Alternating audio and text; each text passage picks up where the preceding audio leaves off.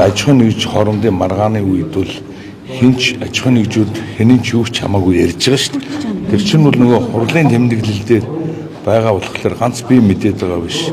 Туваа муу ажлын хэсэг бүгдээрээ л мэдчихэж байгаа. Ажлын хэсгийн маргаан дээр хоёр талын компаниуд тэгвэл тэгин ингэвэл ингэнэ гэж маргалдаж исэн үеийнх нь яриаг л би хэлсэн.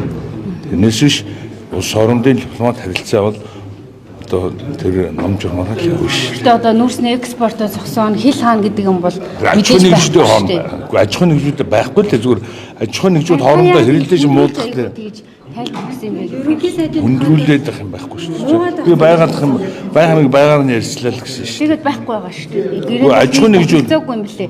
Гэрээнд юуг заасан бэ гэхээр аль нэг тэр чинь нөгөө тал дээр мэдээлэл шүү л гэсэн юм блэ. Засгийн газар хоорондын гэрээ. Тийм. Аж ахуйн хоорондын гэрээн дээр аж ахуйн хоорондын одоо гэрээ хийхийн тулд бид нар тэр олон уулзалтуудыг хийж байгаа шүү дээ. Тэр уулзалтууд дээр ярьсан ярианы тэмдэглэл дотор байгаа. Тэр жогоож ярьдаг юм байна. Тэр өгүүлбэрийг оруулсан юм уу те?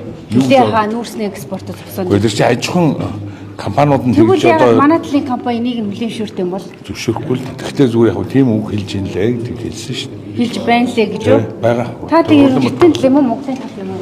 Айгуу тийм сонирхол. Монгол хүн байгаа шүү дээ. Чи өдөөд байна. Үгүй таны тайлбараас үүдэж асууж байна. Би тайлбараа хийчихсэн. Тэгээ шалгуулъя гэсэн. Өөр ялах гэсэн. Тэгээ та тэгж амар нэг талыг барьсан мэддэг л хийж болохгүй. Чи дүгндэг юм.